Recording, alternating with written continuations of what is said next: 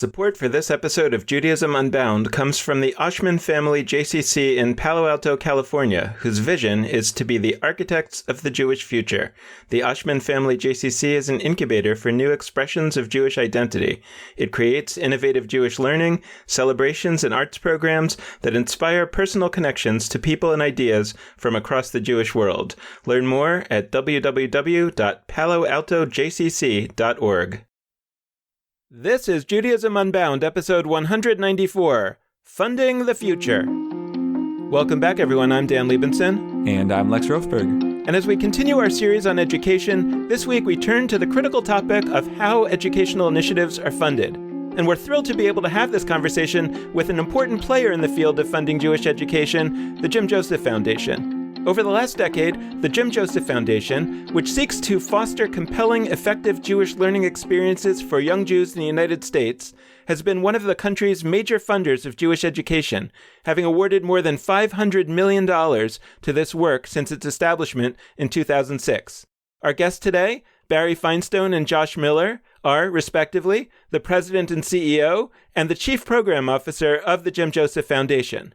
The foundation recently completed a nearly 2-year major strategic planning process, which we will discuss in this interview, and it's just shared its new theory of change, what it calls the roadmap, along with details about its strategic priorities, core assumptions, and long-term desired outcomes, all of which you can examine for yourself on their website at jimjosephfoundation.org/strategy.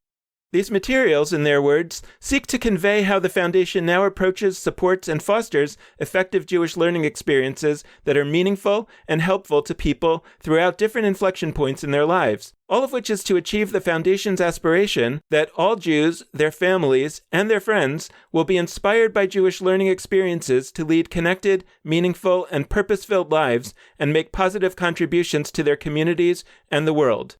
Before we jump in, a few words of introduction about our guests. Barry Finestone, the president and CEO of the Jim Joseph Foundation, came to the foundation in 2017. Prior to that, he was executive director of the Lisa and John Pritzker Family Fund, and before that, he was CEO of the JCC of San Francisco, where he built it into the second largest JCC in the country. He also has experience in the synagogue and Jewish camping worlds. Barry has a degree in community education from Jordan Hill College in Glasgow, Scotland, and you will easily distinguish his voice from that of our second guest, Josh Miller, the Chief Program Officer of the Jim Joseph Foundation. Josh is responsible for the planning and development of the Foundation's grant-making strategies to ensure achievement of its mission. He also oversees the Foundation's grant-making team and manages a portfolio of special projects and major grants that have strategic implications for the Foundation. Before coming to work in the field of philanthropy in 2008, Josh spent 15 years as an experiential educator, community builder, and social entrepreneur in a range of settings. He holds an MBA from the Kellogg School of Management at Northwestern University, and like Lex, a BA from Brown University. He was a 2014 recipient of the J.J. Greenberg Memorial Award for Extraordinary Leadership in Jewish Philanthropy, and as a volunteer, Josh serves as a board member and chair of the Finance and Personnel Committee of the Berkeley Public Schools Fund. Barry Finestone, Josh Miller, welcome to Judaism Unbound. It's so great to have you. Pleasure to be here. Thanks for having us. Yeah, it's great to be here. So let's get started by understanding a little bit about the Jim Joseph Foundation in particular. Maybe tell us a little bit about who was Jim Joseph and why is it that the Foundation's focus is on Jewish education or Jewish learning?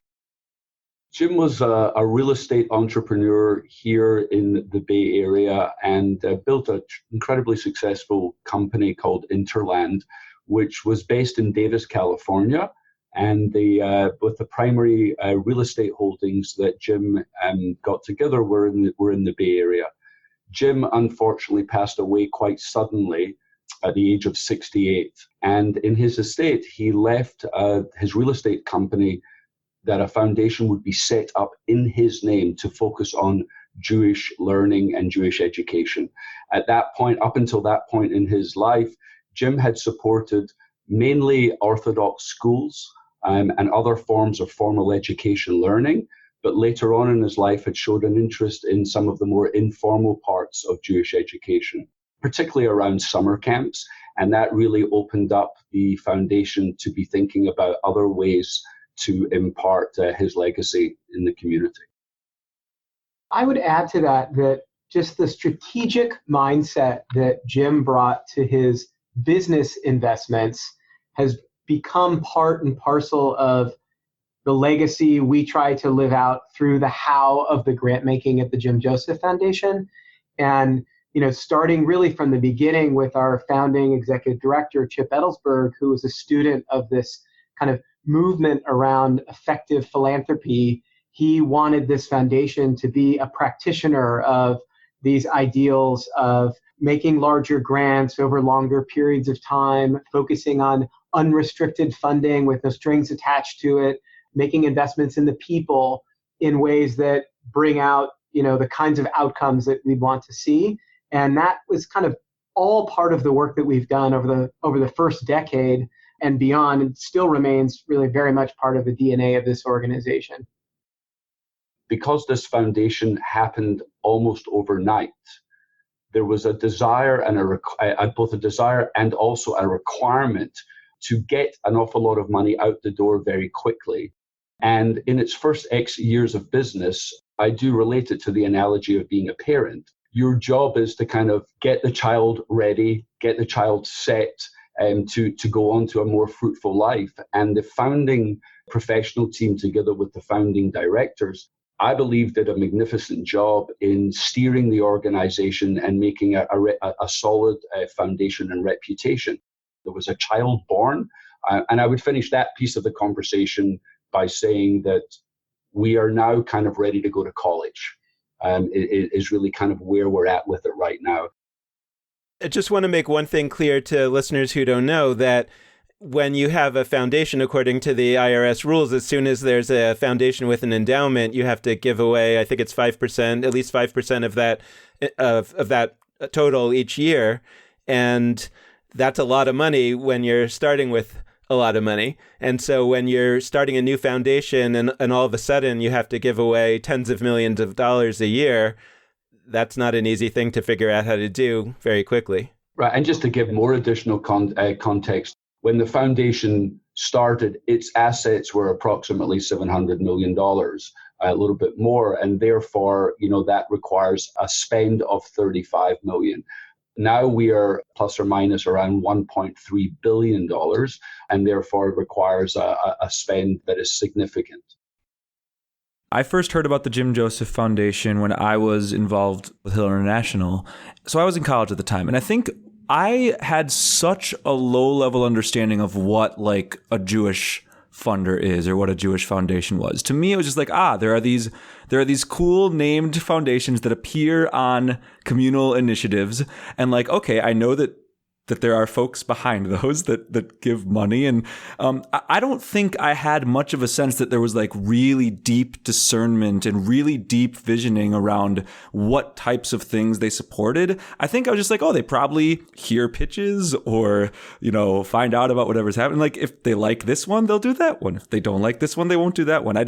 The idea that there would have been sophisticated, many years long conversations to set up a specific vision about how a foundation is going to support certain forms of Jewish learning, of Jewish life, it wouldn't have quite occurred to me. So I guess I'd love to hear, on behalf of that old version of Lex, the current version of Lex is not some expert on Jewish philanthropy, by the way. I'm like a couple notches past where I was. But like on behalf of that old version of Lex, and maybe others who resemble that version of Lex, like I'd love to hear, what is it to make sophisticated decisions about how to support certain forms of Jewish life, of Jewish learning? And once again, to nail down specifically the strategic plan that you've recently gone through, what are the specific choices that you've made in recent years to pivot to the forms of Jewish life that you are looking most excitedly to support now? First of all, I think it's important to talk about for a second the kind of why now moment on that strategy, just to give it some context.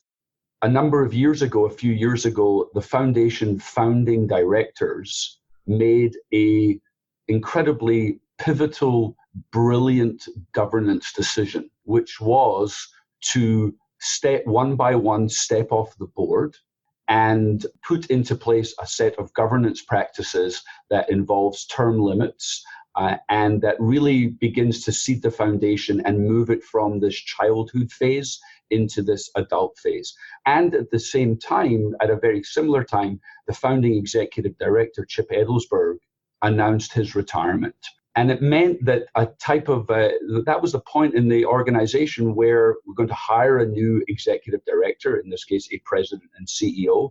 And so everything was right to say, this is the point in time where we want to take a look and understand where we're going and what we're doing. So that's just by way of background of what led us to this particular point. The second thing is that I would say to the old version of Lex, the line that I think has been attributed to our colleague and friend, Jeff Solomon, which is, if you know one foundation, you know one foundation. With regard to why to do it, or why to have a vision, why to have it, I'm a firm believer. I never want to ask anything of our grantees that we're not going to be willing to do ourselves. And so the reality is, when we ask Hillel International for a plan of how they would spend dollars from the Jim Joseph Foundation, they're going through a tremendous amount of rigor to make sure that they have a plan in place that they believe in, that's going to require these different pieces of the puzzle. And it seemed very obvious to me that we need to make sure that we do that as a foundation ourselves, so that we can have our own internal measurement of what success would look like for us over the course of the next few years. And I think if you were having this conversation 20 years ago, you'd be hard pressed to think of who you would want to interview to have this conversation. Today, you could pick from a plethora of people about Jewish philanthropy. Yeah, I would respond to the old version of Lex, that his perception of how grant making happens is a reality in many corners of the Jewish philanthropic world and the broader philanthropic world. And I think it's important that there are funders who you can write a proposal to, who will review it and consider it and potentially respond by writing a check back. And we have always been a foundation that, given the size and the philosophy of how we want to work, has been very much about the in-person relationship building as a precursor to wanting to make an investment in an organization. In terms of the priorities that have emerged through a process of the last year, I would point to three big areas that we realized we wanted to be doing into the future, some of which we had done in the past and some of which are really new to the foundation. The first big area that we call our strategic priorities, we call powerful Jewish learning experiences that lead to young people having a life of connection, meaning, and purpose. So that's one big area. A second big area that we've also been in the past and will continue even more so to do in the future, we're entitled Exceptional Jewish Leaders and Educators. And that's all of the grant making for us around investing in talent in the Jewish communal sector. And that's both educators and leaders, professionals and volunteers, folks early in their career, maybe middle of their career, later in their career.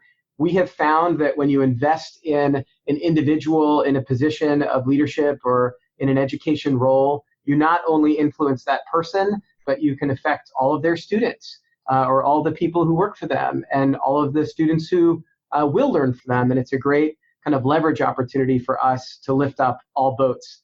And then the third area, which partly been informed by listening to Judaism Unbound and the great speakers you've had on the past, we're calling R&D for the future of Jewish learning. And this for us is a recognition that the world is changing very fast, and the Jewish world, relatively speaking, is not evolving fast enough to keep up with that change. And we, as a private foundation without a living donor based here in the Silicon Valley, which has such an entrepreneurial spirit, is in a unique position to help the Jewish communal world not just evolve with incremental change, but really look towards groundbreaking change that will help set us up to provide Jewish learning experiences for 20, 30, 40, 50 years into the future. And for us, we carefully named this priority as R&D and are not using the word innovation.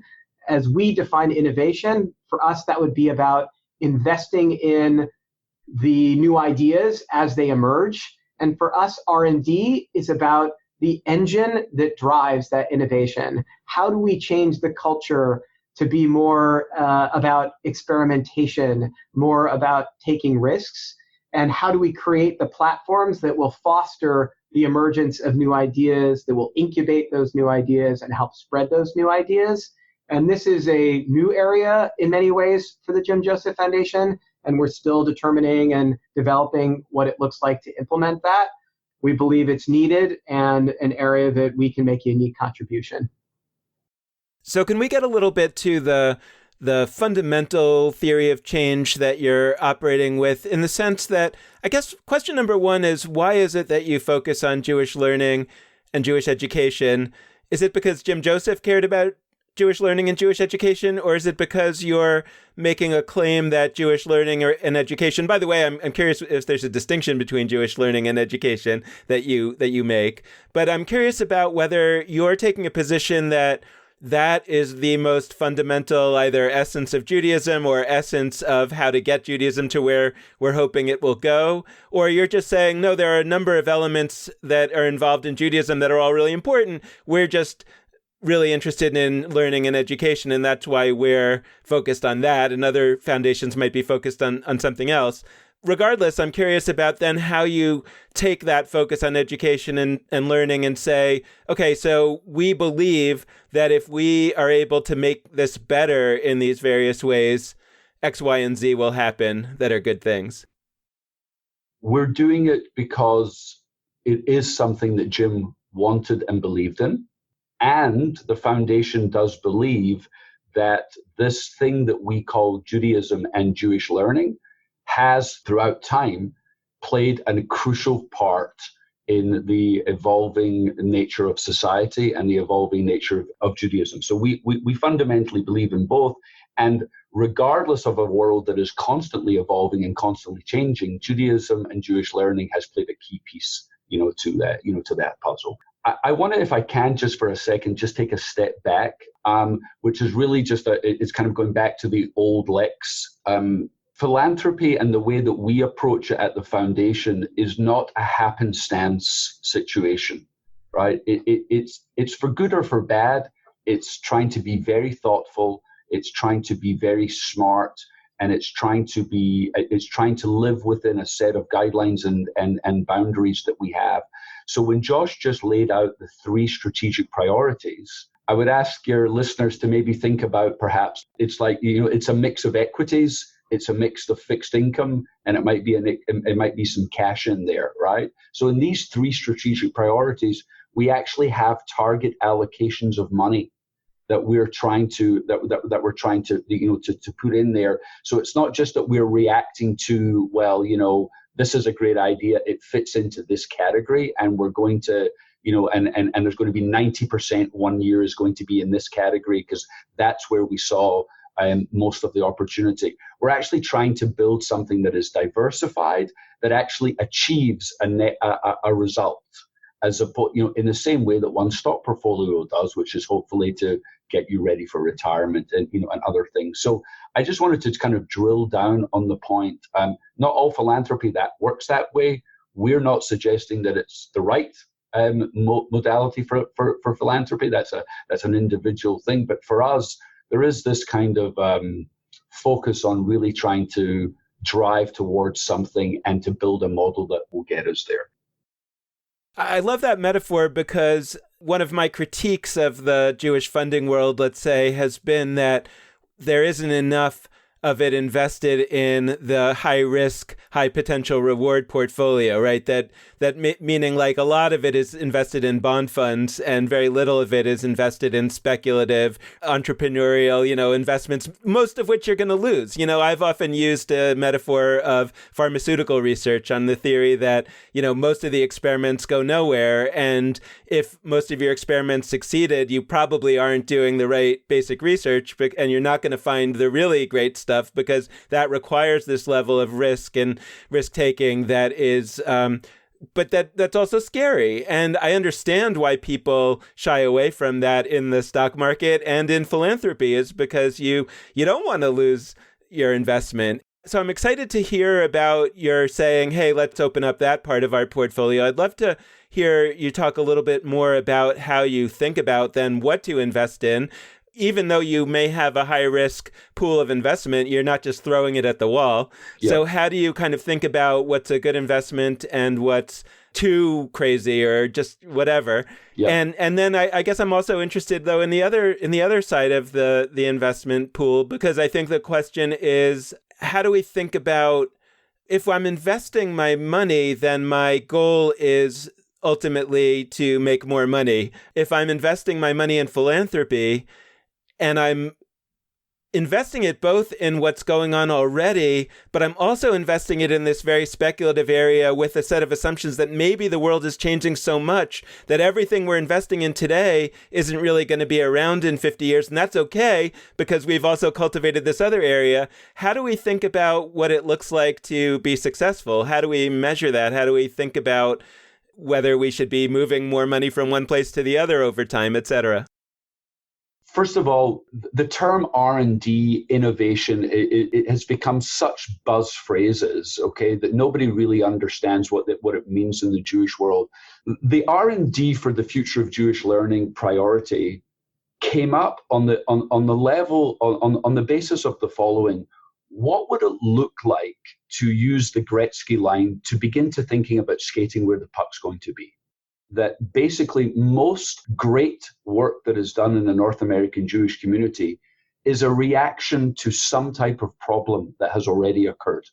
Money's flowing into day schools in the 90s and the first few years of the new millennia on a focus that Jewish literacy is broken, and we're going to, so we're very good at reacting, but we're not good at forecasting and trending.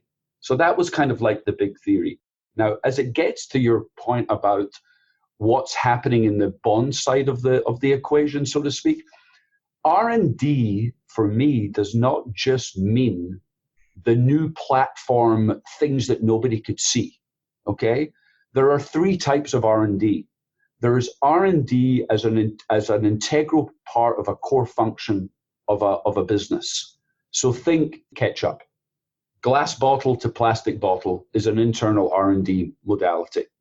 Basically, I think the foundation tries to push that forward by spending money in its quote-unquote bond portfolio, and I hate to be so crass about that, trying to help make organizations incrementally better.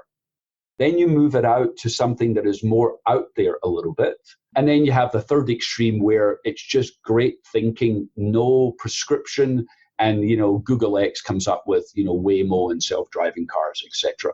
So R&D, the point I'm trying to drive home here is R&D is not just about the big fancy idea, right? And I would make the case that philanthropy has done a reasonably good job of supporting certainly the first one, the R&D as a core business function. How can we make this immersive experience in Israel better? How can we make this the training of educators better, and so on and so forth? But we have spent no time on very little time on the second and third arenas. And that requires, and I believe that actually philanthropy has not created room and space for that, has not really believed on how to fail, has been relatively risk averse. And if you go all the way back to where philanthropy started in the secular world, it was all about big ideas. But philanthropy has been caught up into the same thing that we've all been caught up in, which is short-term results, because that's what stockholders want, that's what people want. And so we've gone away from a focus of driving real big ideas. So part of this attempt is to actually go back to something that Judaism is rich with, but has ignored, which is big, massive ideas. And I would propagate, rightly or wrongly, challenge me for sure, the North American Jewish community is fundamentally living on ideas that were created and set up 125 years ago. And we've gotten into just this focus of being, incremental since then. And we want to posit the question, what does it look like to actually give people the space to think about ideas? And then the last thing I would just say around this is, I don't think we're going to be around the table to know whether or not some of this stuff is going to work. This might be 10, 15, 20-year plays, and it requires a different thinking to say, you know what, am I willing to put something out there that I might not see come to fruition, while I'm, happen to have the privileged position of being the president and CEO of this foundation. I'm a blip in the radar here. And I think that holds people back from trying to experiment because they're not willing to play the long-term horizon game. So I'm wondering if you could give us a little bit of an example or a few examples about what you imagine this area of R&D might lead you to be able to do. And I know that that might be difficult for you, but perhaps something like what happened to us recently a few weeks ago when we interviewed Tiffany Schlein a few weeks ago about her work tinkering with Shabbat and with an idea of a tech Shabbat where you would turn off your screens. And then she, did that for 10 years and wrote a book about it. And I was like, if we were producing hundreds of Tiffany Schleins who are all tinkering with different parts of Judaism, and then we were somehow getting them able to get in contact with one another and trade their ideas. Yeah, that's what Judaism Unbound is all about. Does the community set up somebody like Tiffany Schlein to be able to get the best use out of her, the way that she thinks? And the answer is generally, no, right? We say, well, deliver. You got 100 kids to come to this? Well, here's a little bit more money. Get 110, get 120. That is incremental and not going to change any significant dynamic. So for us, it is a part of the strategy will be about identifying people, networking them, giving them the time and the space. It would be wonderful to take the 20 best minds, a diverse set of rabbis, put them in a room for 20 years, right? Feed them, give them food to eat. And at the end, you're going to get, another addendum to the Talmud that's going to, right? But we wouldn't think like that, right? Or we currently don't think like that. So I think an awful lot of this, and I'm not trying to dodge the question, it is about getting people back to the notion that idea generation is actually a critical thing. And we view R&D as the system to drive new ideas. The implementation of new ideas, that's easy. So the experiment that I'm interested in is really around what happens if you gave people space, if you took away short-term results, and you actually said, you know what, we want to put a person on the moon. That was a 30-year project, right? What was the last 30-year project that we really said, we don't think like that. So for me, that's kind of, how I would approach it.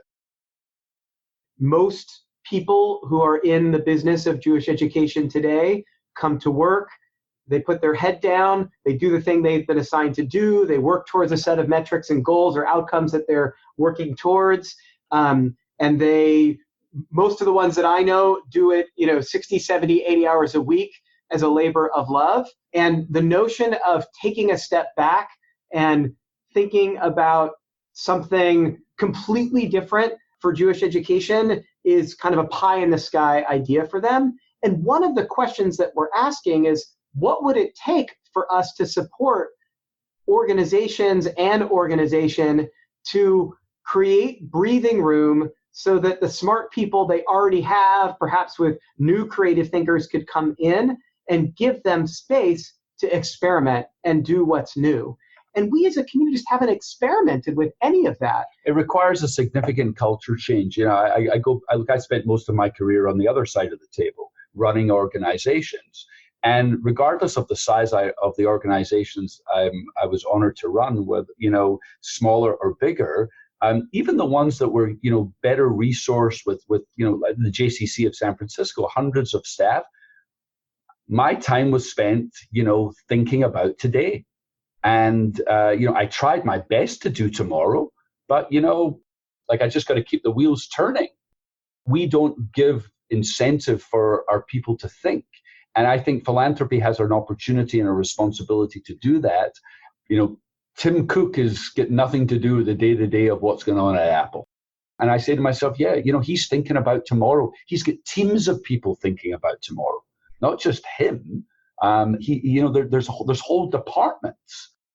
And to further complicate that, if you look at the budget of Apple, which has produced the kind of groundbreaking innovation that we say, we need something as groundbreaking as the iPhone for the Jewish, for whatever the tools of Jewish life are, they have not spent, $10,000 from a micro grant they got, or even $50,000. They're putting millions of dollars, most of which go to failed experiments. And if we want those kinds of moonshot experiments to happen in Jewish life, we have to be willing to set aside real dollars, hire, teams of people to work on things, only to have several of those teams fail before one of those teams comes up with something that is going to take us into, the 50-year horizon we're talking about. We've had some really good threads so far. We have not yet dove deep into specifically like what is Jewish learning. And Dan and I have conversations all the time about like, what are we in the realm of Jewish learning? This podcast of ours. But talk to us about that. Like, how do you conceptualize the definition of Jewish learning, of this thing that is the core component of what you support? And related to that, I guess I feel like the most helpful form of this would be like, what isn't Jewish learning? So there's really important moves that a lot of people are making, and probably candidly we're making too, to say Jewish learning is more expansive than we've generally thought. Jewish learning, sometimes people hear it, they're like, Talmud, Torah, that's where Jewish learning lives. I think you and I and the vast majority of our listeners would agree that Jewish learning is more expansive than that, and that there's many other forms and experiences and expressions of Jewish learning. But my question is, given that, what is kind of the end point? Like, what would you discern as Jewish learning, and what would you discern as, maybe a really great kind of learning or a great kind of Jewish, but something that isn't quite both, that isn't Jewish learning? We think and talk about this all the time. And my two disclaimers as I get into this are it's so nerdy, right? It's so nerdy that we think about things, but it's us true. Nerdy? It's so true. It's like just total geekville. This is the one place you don't have to apologize for that. Yeah. Thank goodness. So yeah, we think about what is Jewish learning all the time. And the two things I want to say as a precursor are, one, I think we've come to appreciate that it means different things to different people, and it's meant different things at different moments in time. I will reference back, though, to the great conversation you had with Miriam Heller-Stern that talked about a transition that we are seeing happen.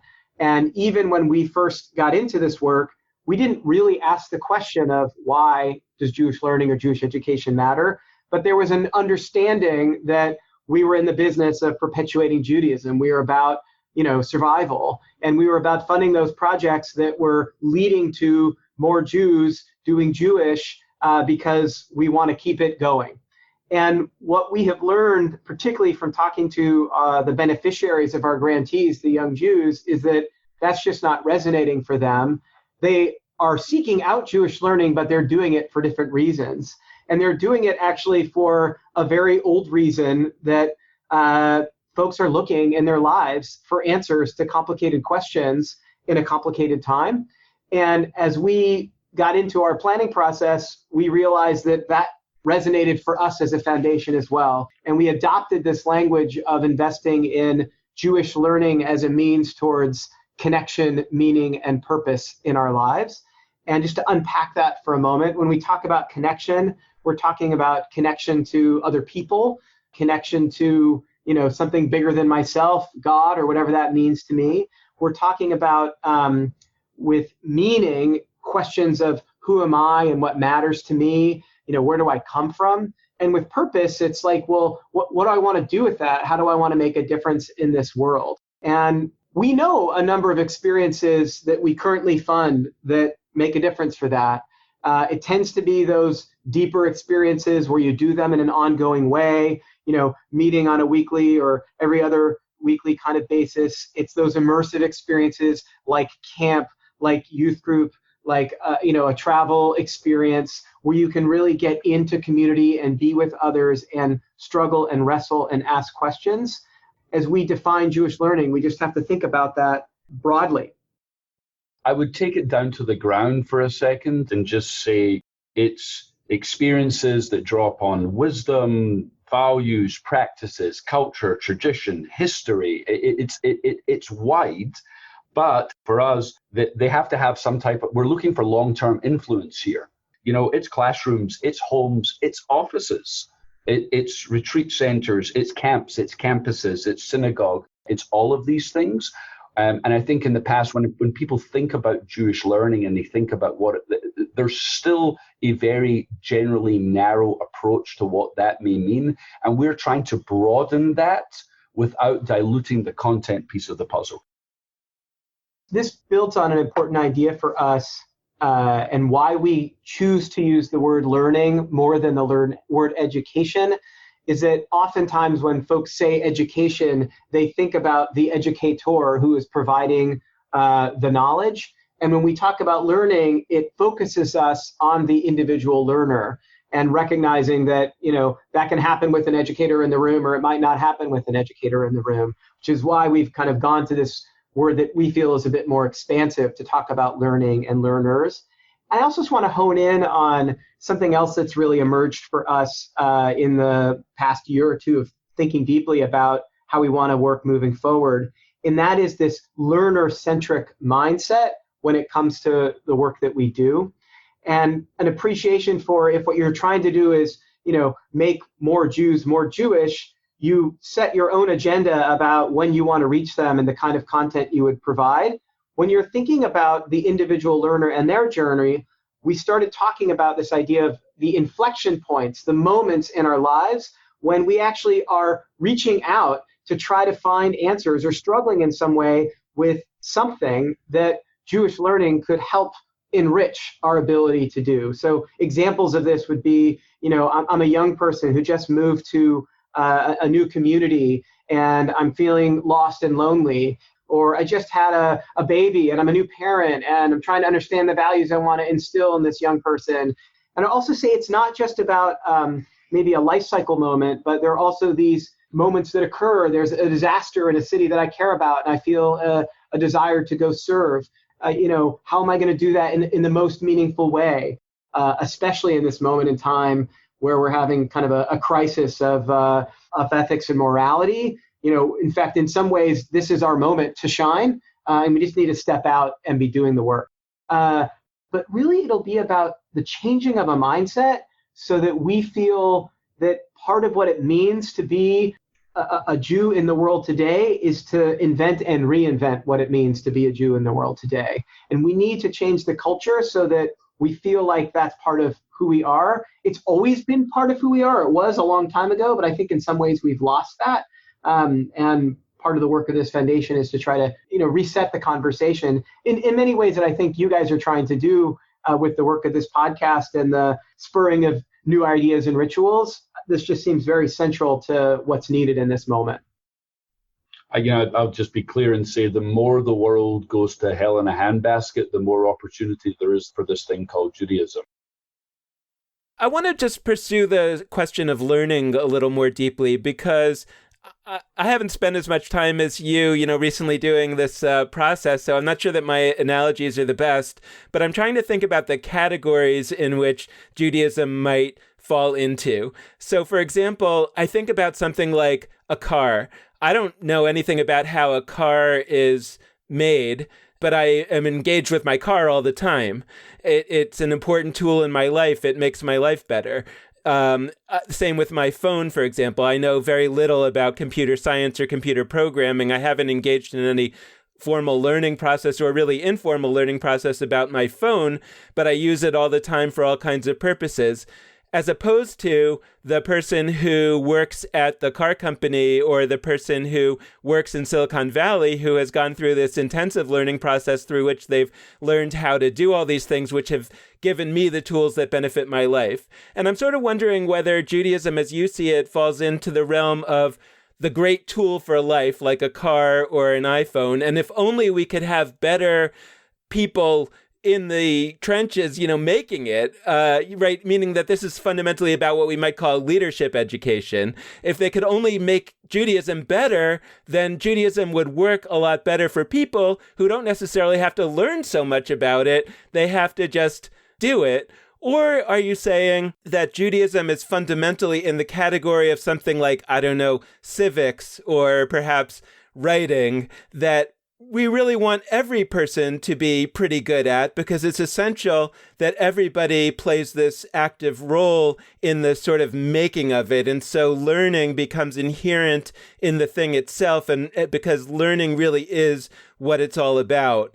I guess I'm curious whether you have a specific vision of Judaism that's driving your agenda for learning, or whether you're agnostic about that and you might say, no, we like all of those kinds of learning. The only thing that I'm wondering about is whether, we could say that I'm learning how to use my iPhone all the time. I'm learning how to be a better driver all the time. But I guess I wonder if we define learning that broadly, whether we're basically saying that everything is learning. So I'm wondering whether there's a way in which you have a narrower vision of what the learning is that's really driving your agenda. I'll speak for myself that engaging in Jewish learning and engaging in different kinds of Jewish practices, some of which I've inherited and some of which I've kind of reclaimed for myself, are absolutely helping me, be the human being that I'm trying to be. Amichai Lau Levi, Rabbi Amichai Lau Levi, and I had a conversation, and he used the expression, a Jewish-powered human. And that has really, I would say, enriched my life. In this past year, I've learned about the Jewish practice of Musar that I know you did a whole series about on this podcast. And I have found that, some of those very old tools have enabled me to work on issues I've been trying to work on through much of my adult life. And I'm so grateful for that. And in that way, as we can unpack these old and new and yet to emerge ways that people can engage in learning that will help them with whatever it is, whether their personal needs or their ability to perform as a professional or their ability to be the parent they want to be, then that is the kind of learning that seems to be resonating for young people today. But curious to hear what you think, Barry. Yeah, I'm going to try and tie a few threads together here. It's a great question, Dan. I would say on a personal level, I'm much more attracted to this is a toolkit. There is something in here that can help me with all aspects of my life, right? It can help me with the ritual part of my Judaism that I might want to learn and interested in, and it can help me be a better, father to our children and, husband to my wife.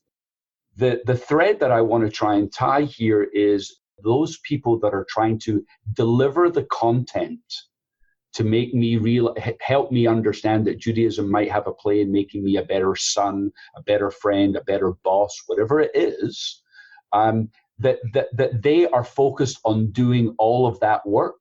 And right now, and I think philanthropy has frankly been partially responsible for this failure, you ask yourself the question, are the people who have the knowledge doing the right things with it?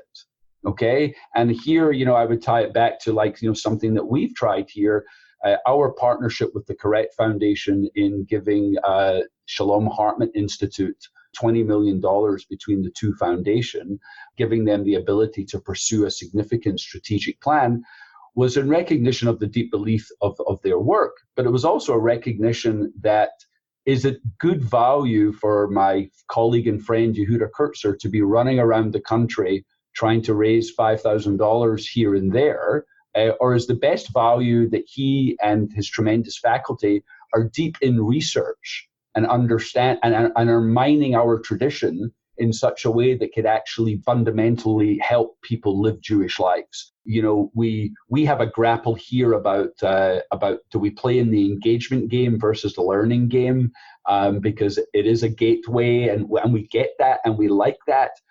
But, that's something that we're still kind of, grappling with. A phrase has come up many times in this conversation and in your materials that I think is worth naming and unpacking. Jewish learning experience. So that is a cool term. And I also find it to be a complex term worth talking about. So here's what I'm getting at. Often we think about sort of Jewish things that you do, Jewish engagement, experiences. And then we think about Jewish learning, stuff that you study about. And so I think that the idea of a Jewish learning experience, the phrase itself is an implicit statement that the learning is an experience. You're not just like, it's not like you're preparing, like learning about, like diving into whatever text or story. Like, it's not that you're learning that so you can then, practice a holiday or believe something about God or do whatever it is. That's actually the experience. And so I think that's a cool thing. And B, I also think it's like a troublesome thing from certain angles, because here's what I can envision. It's like we get so bogged down in the learning as experience that we might get distanced from experience. Like, we might be so tempted, and this is a critique, by the way, of Jews by non-Jews sometimes. Like, we're so deep in the argumentation and the study and all of that we lose sight of just like we're going to experience God. I'm hearing myself sound like a chassid in a few hundred years ago. Like, you're studying too much. You should be experiencing God. And I feel that way sometimes. And so my question is, like, I love playing sports. I bring it up because I think of everything I do in my life, I am the least focused on learning something while I'm playing sports. I'm playing dodgeball or playing kickball or playing basketball because it's fun. And what it does, like, I can intellectually break down things that I learn over time by having these things be a part of my life. Like, there are things that I learn about myself through those. But mostly, like, I'm playing dodgeball and I'm throwing a thing at people, and I enjoy that activity.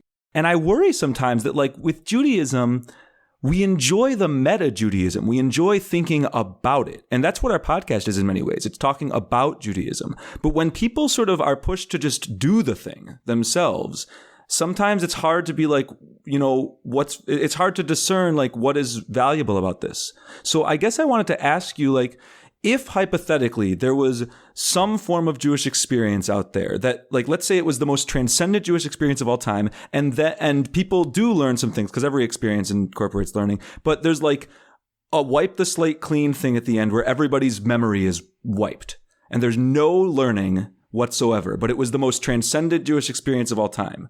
Like, would that be a worthwhile thing? And in what ways? And in what ways would it not? Like, in what ways is it actually about what each Jewish action can lead to in the future for building a more whole kind of person? Your question or your thinking about it is fascinating, and it kind of takes me back to being a summer camp director, right? Because when you're a summer camp director, you actually get to see the fruit of your work.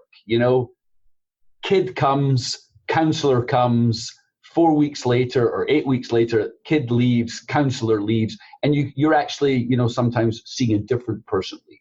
Now, I would say that in its best iteration, of which there are many of them, summer camping is a compelling, effective learning experience, yet the depth of that Jewish learning experience has a tremendous amount of variety.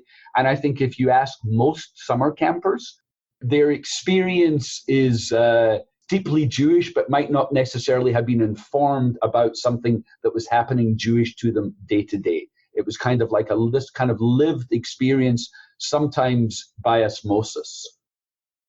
I appreciate you raising the question about that word experience, because it was actually a point of discussion at our board table when we were talking about the language in our aspiration statement, which reads, inspired by Jewish learning experiences, all Jews, their families, and their friends lead connected, meaningful, purpose-filled lives and make positive contributions to their communities and the world.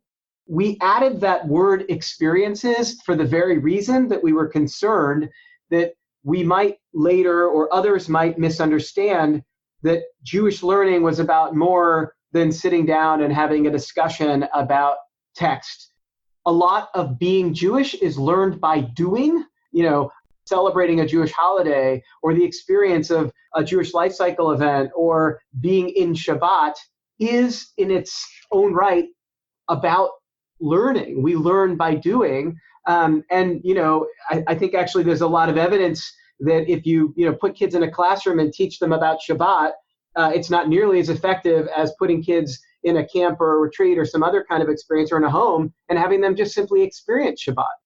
the other story I'd want to share, and this ties to the camp setting as well, activities that are maybe secular in nature can be Jewish learning experiences, depending on how we maybe frame them or depending on how we experience them. In my Musar practice, I'm working on the midah, the character trait of sablanut, of patience. And I was delayed 5.5 hours at the airport on Wednesday on my way back from New York City. And that 5-hour wait was a Jewish learning experience for me because I'm deep in thinking about sablanut, thinking about patience. So suddenly, this whole process of Jewish learning gets mixed up in the process of living our lives. And it's less about maybe the experience of itself and more about how I frame it and unpack it and learn from it. I want to ask a question related to what popped up towards the beginning, which is $1.3 billion. I mean, that's a huge scale of money. And first off, I mean, it is incredible that any person, any project would set aside that scale of money to benefit. I mean, whether it's for Judaism or for anything. I mean, that's incredible. It's a huge sum of money. And I recognize, like you mentioned, that it was a still huge but smaller amount initially and has grown. I want to ask, and I'm sure you think about this question a lot, like, what does that kind of responsibility mean? That you have the ability to have such a scale of impact? And so that's one side of the equation. And also to put our Judaism Unbound hats on, more squarely and thoroughly, to think about, all of our visions for spreading out power throughout Judaism and having people that are all able to be creators. Like, how should people who don't have that ability, who don't have access to that kind of ability to seed projects, like, how should they be able to look at you and think, wow, this is such a service, and not simply think, why do they get to make those decisions and not somebody else with whatever Jewish priorities they might have? If philanthropy is a 20-story building and the grantee is on the ground floor, philanthropy can decide what floor they want to be on. And there are some philanthropists who sit on the 20th floor and, yell and scream. And our view on it, or my view on it, is that we want to be on the first or second floor. We don't want to be on the ground floor, right? That's for you to do the work. But we want to be close enough so that we can be helpful, we can hear, we can be in conversation. And there's also just a recognition that it will never be 50-50, that there is a power dynamic that exists. And I think our goal here is to try and get that power dynamic to a 51-49. And I think our best work is done when the partnership is strong, and that we can say anything to our grantees and they can say anything back to us. And that is like any other relationship. It does not happen overnight.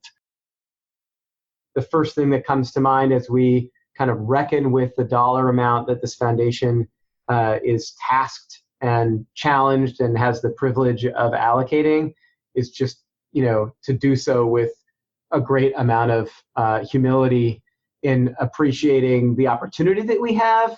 We never take it lightly, the responsibility to take this funding that ultimately has, been put in the public trust for us to find ways to spend smartly and appropriately to achieve our mission.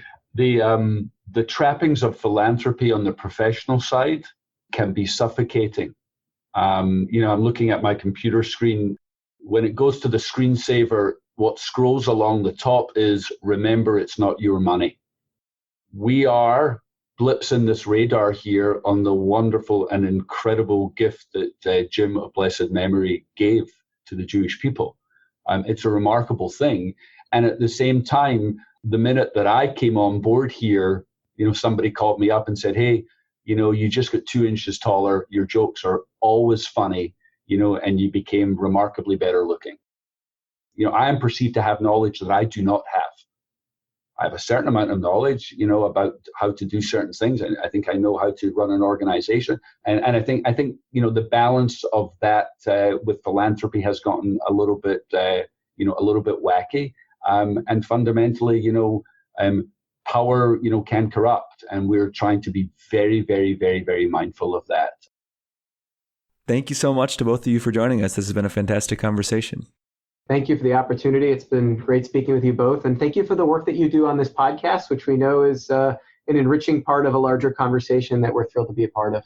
Exactly what Josh said. It's a real pleasure. Thank you for being our partners.